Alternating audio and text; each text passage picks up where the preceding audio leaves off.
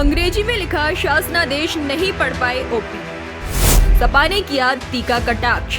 उत्तर प्रदेश विधानसभा के मॉनसून सत्र के दूसरे दिन मंगलवार को मंत्री ओपी राजभर उस समय असहज हो गए जब एक सवाल के जवाब में उन्हें अंग्रेजी में लिखे शासनादेश को पढ़ना पड़ा। मंत्री ओपी राजभर अंग्रेजी में लिखे शासनादेश को ठीक से नहीं पढ़ पाए, जिसके बाद समाजवादी पार्टी के विधायकों ने उनके मजे लेने शुरू कर दिए।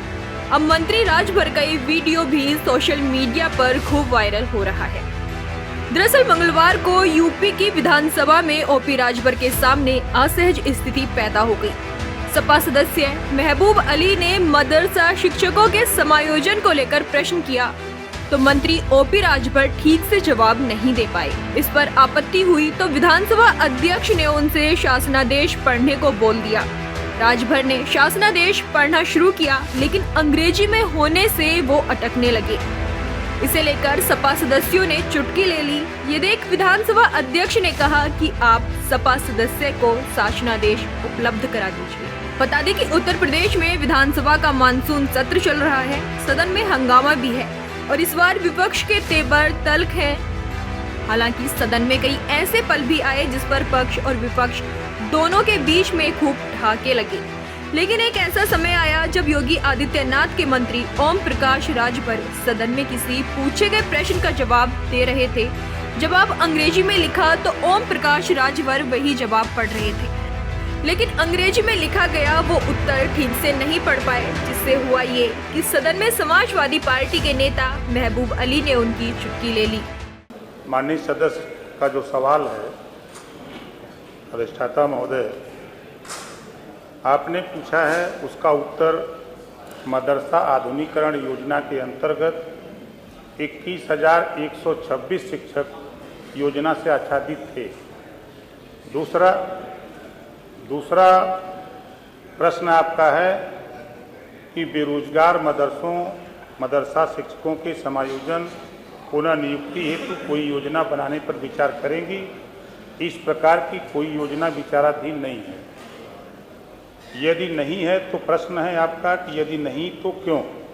मदरसा आधुनिकीकरण योजना केंद्र पूर्व निर्धारित थी। अल्पसंख्यक कार्य मंत्रालय भारत सरकार के पत्र 17/10/2023 के अनुसार यह योजना वर्ष 2021-22 तक ही अनुमोदित थी। जी, अगला। अगर जी माननीय सदस्य, माननीय मंत्री जी के सवाल से आप संतुष्ट हैं तो मैं बैठ जाऊं। बिल्कुल सीधा आप मंत्री जी के सवाल से संतुष्ट हैं तो मैं बैठ जाऊं। कौन सा सवाल है जिसका उत्तर नहीं? प्रश्न किए थे 56 माह से जो 25,000 टीचर्स का वेतन शेष है। जी माननीय मंत्री जी, अगर योजना बंद हो गई तो वेतन शेष नहीं होगा, तो इसका उत्तर। कोई योजना बंद कैसे हुई, उसकी कोई गाइडलाइन पढ़ के सुना दीजिए। माननीय मंत्री जी उत्तर देते। कोई गाइडलाइन पढ़ के सुना दीजिए, सीधा मेरा कहना है इनसे। जी माननीय अधिष्ठाता महोदय, जियो मैं आपको दे देता हूं, जियो की कॉपी माननीय सदस्य को। ये it is hereby inform that the SPM same was approved till the final year 2021-22 only all। माननीय मंत्री जी, आप माननीय सदस्य को ये जियो पहुंचा दीजिएगा। माननीय मंत्री, आप जियो पहुंचा दीजिएगा। स्पष्ट ये नहीं कह सकते मुझसे नहीं पढ़ा जा रहा तो क्या दिक्कत है इसमें? नहीं, ऐसा नहीं है। चलिए अगला प्रश्न लेते हैं। सीधा प्रश्न। माननीय महबूब जी, माननीय मंत्री जी आपको जियो पहुंचा देंगे। सीधा दूसरा प्रश्न था कि 25,000 टीचर्स को कोई नौकरी, मतलब इसमें आरक्षण देकर, कोई नौकरियों में आरक्षण देकर इनका समायोजन करने का काम। मंत्री जी आप बता दीजिए क्या स्थिति रहेगी? महोदय, जब योजना बंद हुई तो सरकार किसकी थी?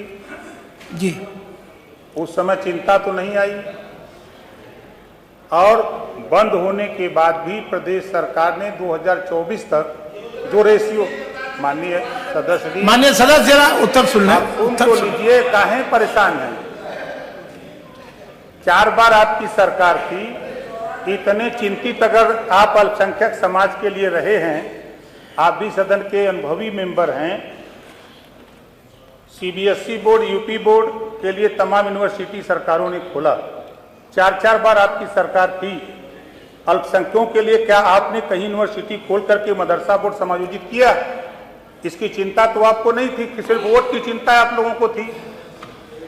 आपने उस पे कहने से पहले मान्यवर आप ये सोच लीजिए कि बंद आपकी सरकार में होगी। 60-40 का रेशियो था, 60% धन केंद्र सरकार और 40% उत्तर प्रदेश सरकार। उत्तर प्रदेश सरकार माननीय मुख्यमंत्री जी के नेतृत्व में 40% जो राज्यांश था, उस हिसाब से जो आपने सवाल किया कुछ उसमें से मानदेय दिया जा रहा था, लेकिन जब केंद्र सरकार ने बंद कर दिया तो प्रदेश सरकार के पास बजट नहीं था, इस नाते प्रदेश सरकार ने भी बंद कर दिया। ठीक है, आ गया।